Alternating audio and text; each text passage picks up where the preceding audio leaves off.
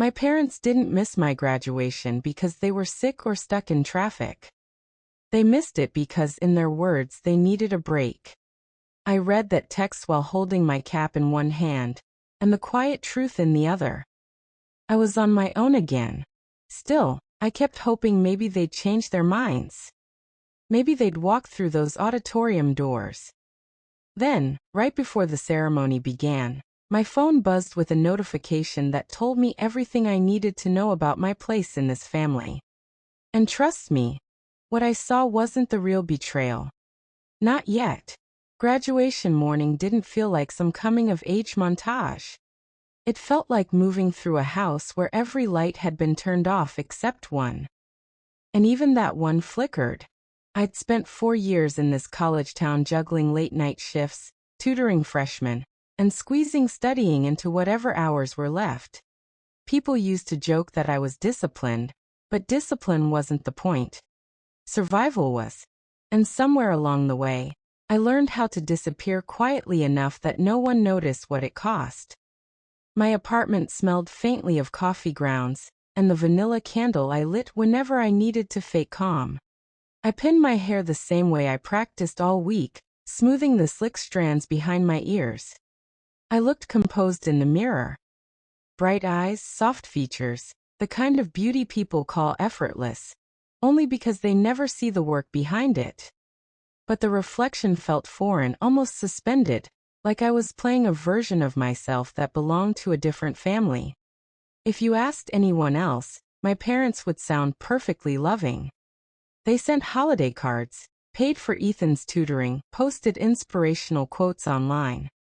But growing up, the rules in our house operated like gravity, silent, consistent, and always pulling in his direction. When Ethan got the flu at 7, Mom wrapped him in blankets, spoon-fed him soup, let him skip school for a week. I had the same fever and was told to drink water and push through it. When I turned 13 and finally got approved for a weekend school trip, Mom said she needed me to stay home because Ethan was having nightmares. "You're so mature, Luna," she said, pressing my shoulder like it was praise. "You always know the right thing to do." By the time I left for college, maturity felt less like a compliment and more like a leash. Still, some part of me carried the ridiculous hope that graduation day might be different, that maybe this milestone would be the one thing they showed up for. I laid my phone on the counter, checking it every few minutes. Nothing.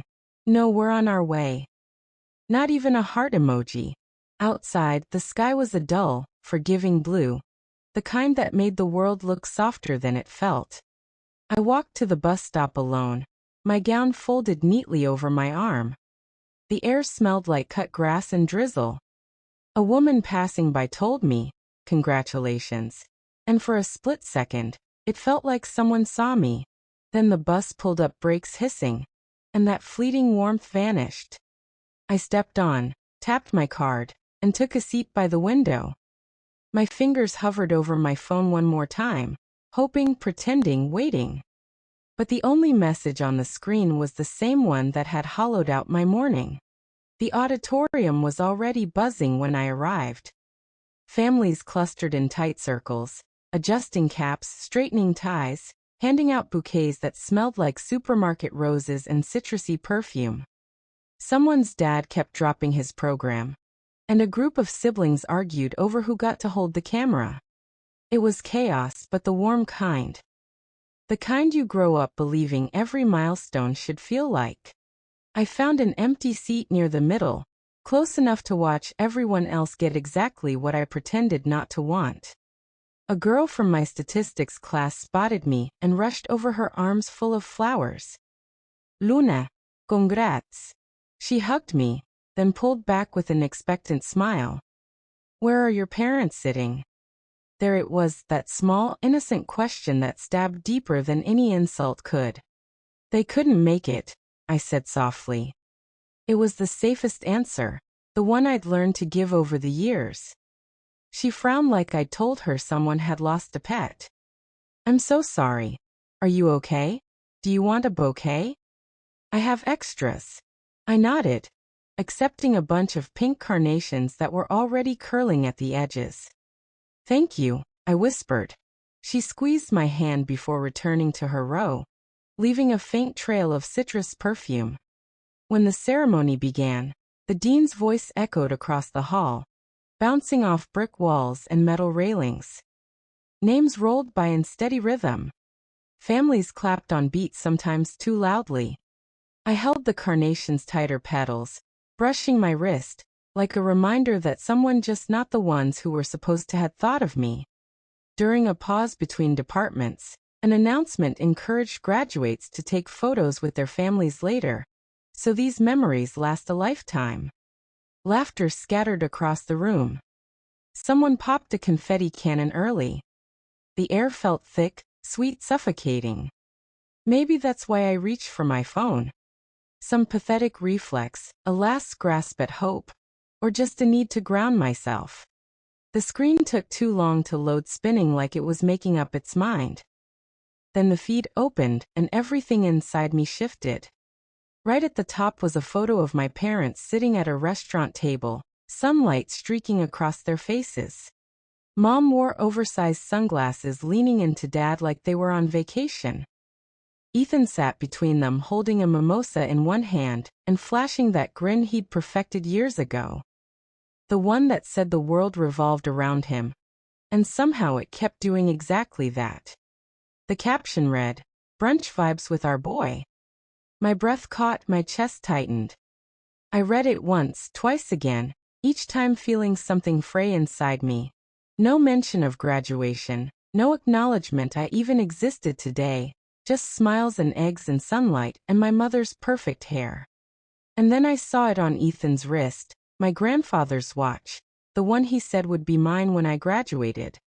The room around me blurred as if someone had dimmed the lights, leaving only that photo glowing in my hands. For the first time in my life, I didn't feel hurt. I felt replaced.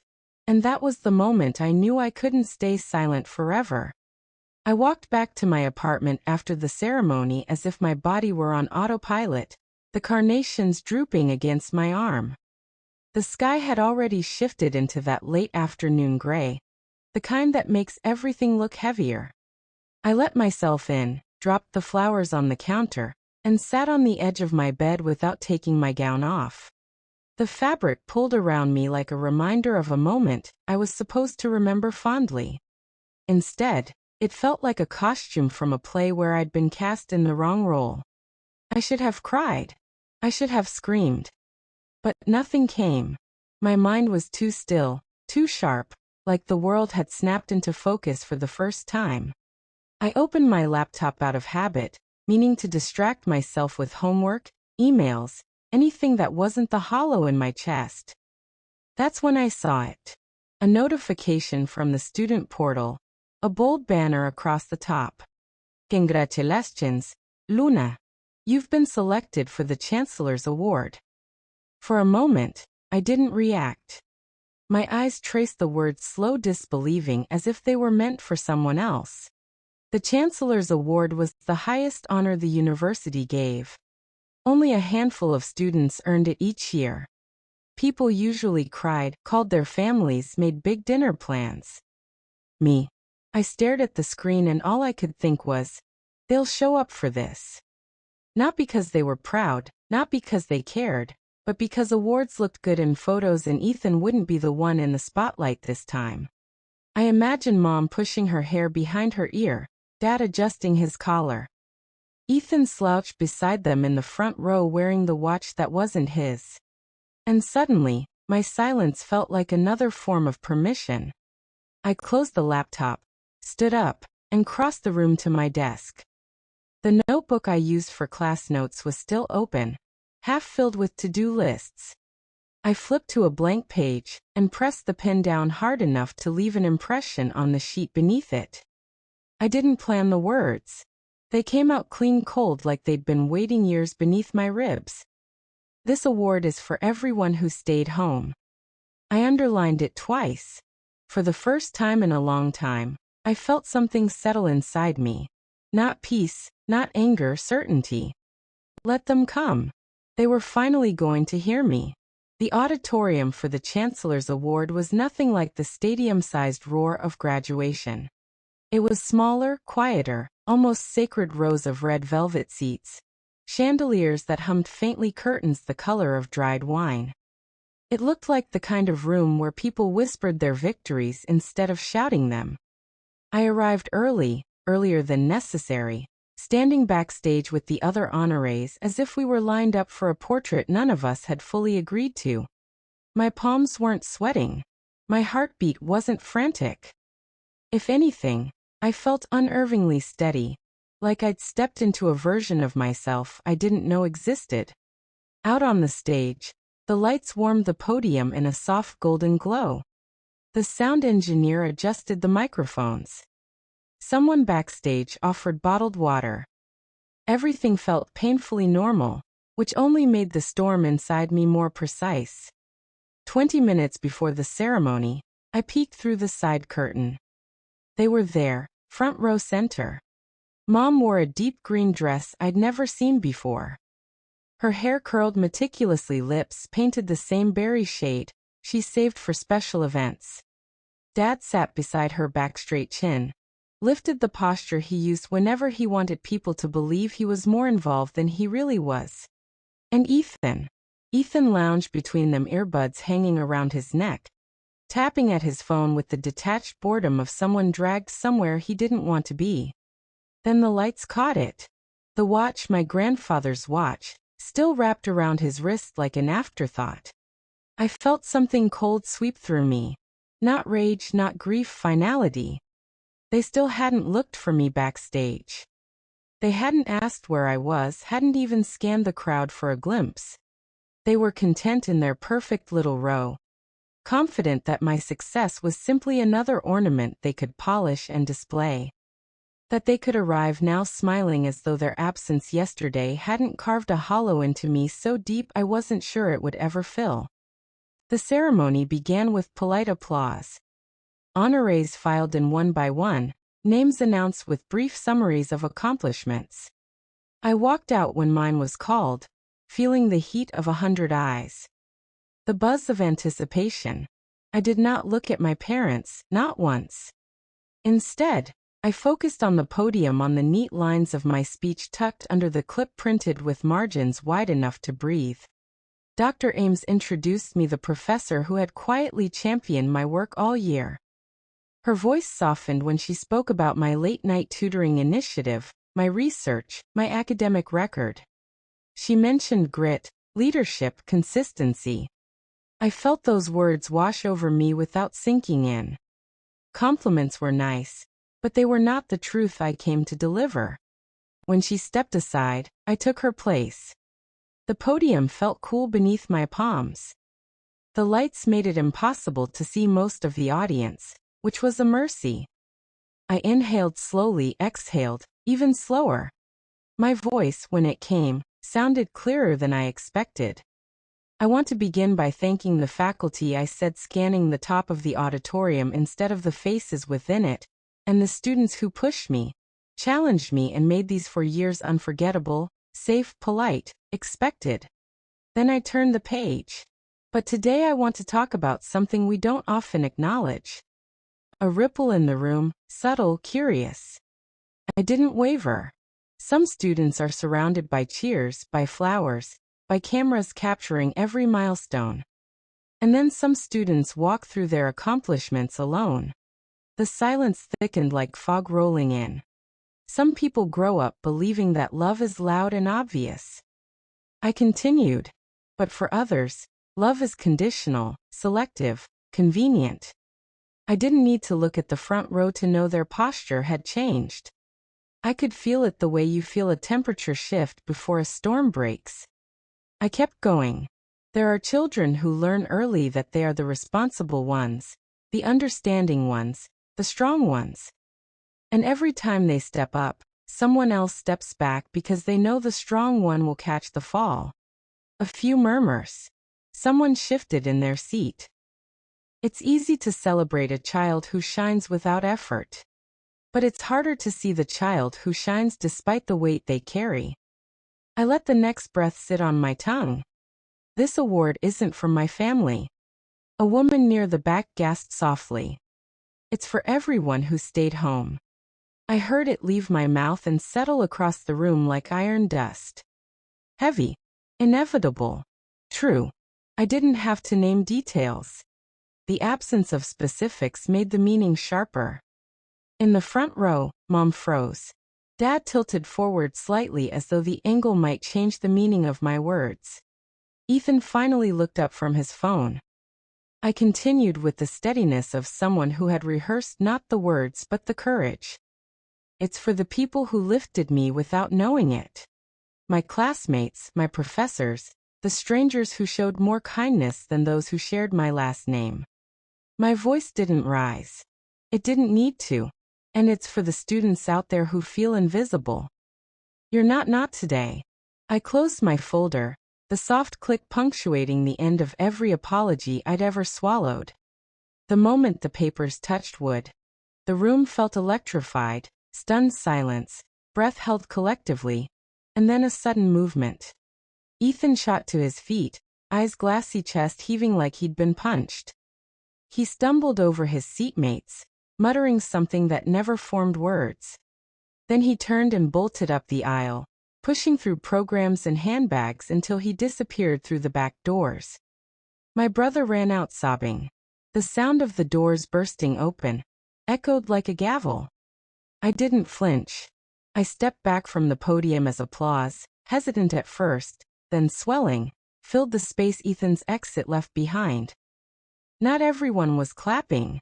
My parents weren't.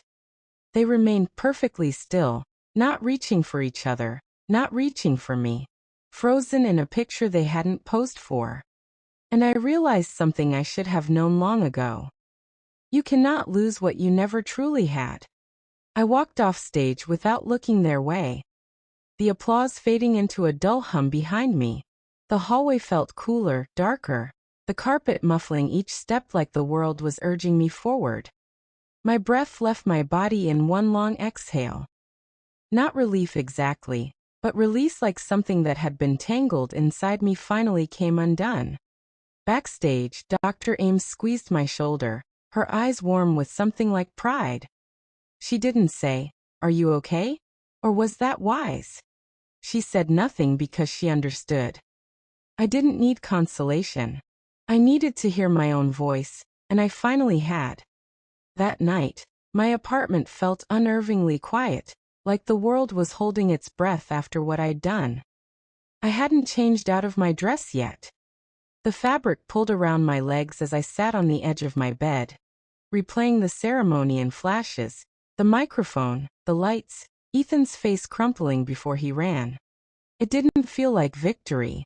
It felt like stepping out of a burning house, and realizing the smoke was still clinging to your clothes. My phone buzzed first with a notification that Ethan had unfollowed me, then another blocked on messaging. Then another our shared music plan removed me. It should have hurt.